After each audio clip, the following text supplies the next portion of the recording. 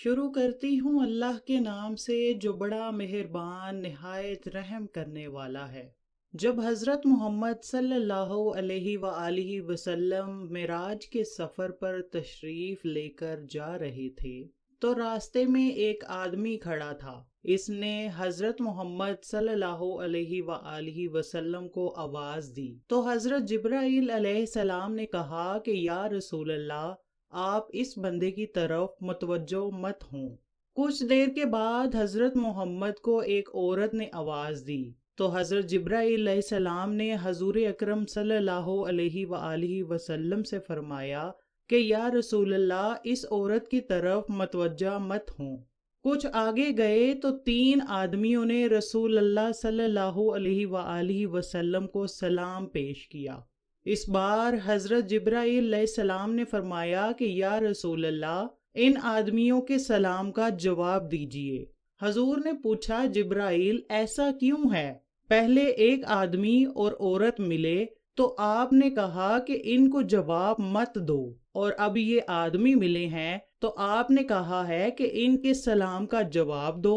حضرت جبرائیل علیہ السلام نے عرض کیا، یا رسول اللہ، جو بندہ راستے میں کھڑا آپ کو بلا رہا تھا وہ شیطان تھا۔ جو راستے میں ہمیں عورت ملی تھی وہ دنیا تھی۔ اس نے عورت کی شکل اختیار کر رکھی تھی۔ دنیا کی عمر اتنی ہی ہے جتنی اس بڑھیا کی تھی۔ دنیا اور شیطان دونوں آپ صلی اللہ علیہ وآلہ وسلم کو اپنی طرف متوجہ کرنا چاہتے تھے۔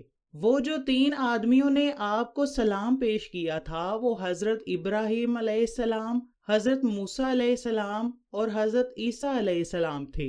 حضور اکرم صلی اللہ علیہ وآلہ وسلم نے حضرت موسیٰ علیہ السلام کو قبر میں دیکھا جو کہ اپنی قبر میں نماز ادا کر رہے تھے۔ آپ نے دجال کو بھی دیکھا۔ حضرت عبداللہ ابن عباس رضی اللہ تعالی عنہ سے مروی ہے کہ سفر معراج میں حضرت محمد صلی اللہ علیہ وآلہ وسلم کا گزر ایسی قوم کے پاس سے ہوا جس قوم کے ناخن تانبے کے تھے۔ وہ تانبے کے ناخنوں سے اپنے چہروں کو نوچ رہے تھے۔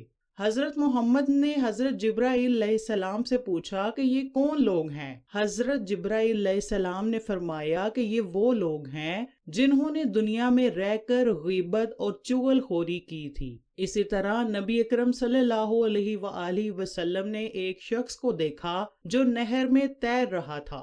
وہ شخص پتھروں کو نوالے بنا بنا کر کھا رہا تھا۔ حضرت جبرائیل علیہ السلام نے فرمایا کہ یہ سود خور بندہ ہے۔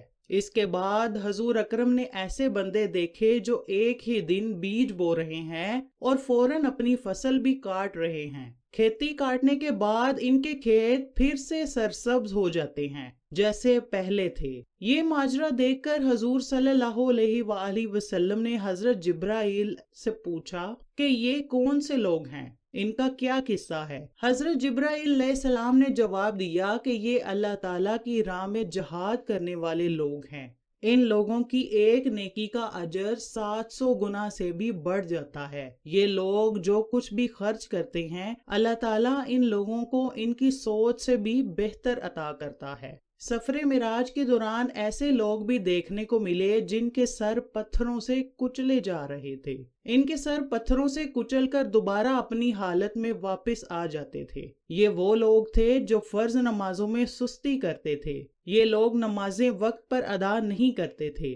آپ صلی اللہ علیہ وآلہ وسلم آگے بڑھے تو آپ نے کچھ ایسے لوگ بھی دیکھے جن کے آگے اور پیچھے شرمگاہوں سے چیتھڑے نکلے ہوئے تھے۔ وہ لوگ جانوروں کی طرح دوزخ کی چراگاہوں میں چرتے پھر رہے تھے۔ حضور صلی اللہ علیہ وآلہ وسلم نے حضرت جبرائیل سے پوچھا، یہ کون سے لوگ ہیں؟ آپ علیہ السلام نے جواب دیا، یہ وہ لوگ ہیں جو اپنے مال و دولت کی زکوٰۃ ادا نہیں کرتے تھے۔ اسی دوران حضرت محمد کی نظر ایک ایسے گروہ پر پڑی جس گروہ کے سامنے 2 پتیلے رکھے ہوئے تھے۔ ان پتیلوں میں سے ایک میں پکا ہوا گوشت اور دوسرے میں کچا گوشت تھا۔ وہ لوگ کچے اور سڑے ہوئے گوشت کو کھا رہے تھے اور پکے اور بہترین گوشت کو نظر انداز کر رہے تھے۔ حضرت جبرائیل امین علیہ السلام نے فرمایا، یہ امت کے وہ لوگ ہیں جن کے پاس حلال بیویاں ہیں، مگر وہ ان حلال بیویوں کو چھوڑ کر دوسری بدکار عورتوں کے ساتھ رات گزارنا پسند کرتے تھے۔ ان عورتوں میں وہ عورتیں بھی شامل ہیں جو حلال اور طیب مردوں کو چھوڑ کر زناکار اور بدکار مردوں کے ساتھ راتوں کو سونا پسند کرتی ہیں۔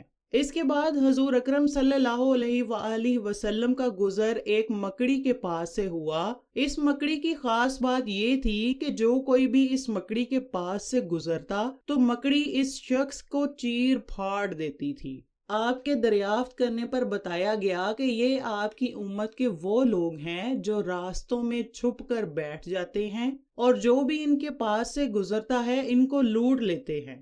حضور اکرم صلی اللہ علیہ وآلہ وسلم کا گزر ایک ایسے لوگوں کے پاس سے ہوا جن کے افراد لکڑی اکٹھی کر رہے تھے۔ ان لوگوں میں لکڑیاں اٹھانے کی طاقت نہ تھی، اس کے باوجود بھی وہ لکڑیاں جمع کرتے جا رہے تھے۔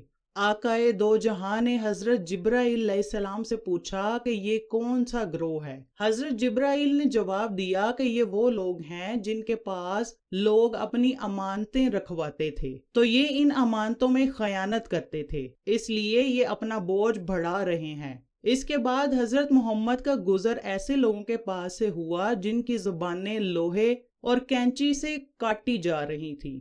ایک بار زبان پر کٹ لگنے سے زبان دوبارہ اپنی اصل حالت میں آ جاتی تھی۔ ان کی زبانوں کو بار بار کٹ لگائے جاتے تھے، وہ دوبارہ اپنی اصل حالت میں آ جاتی تھی۔ یہ سلسلہ کافی دیر تک چلتا رہا۔ حضرت جبرائیل علیہ السلام نے نبی اکرم صلی اللہ علیہ وآلہ وسلم کو فرمایا کہ یا رسول اللہ، یہ آپ کی امت کے وہ لوگ ہیں جو دوسروں کو تو طرح طرح کی نصیحتیں اور واعظ کرتے تھے مگر خود ان باتوں پر عمل نہیں کرتے تھے۔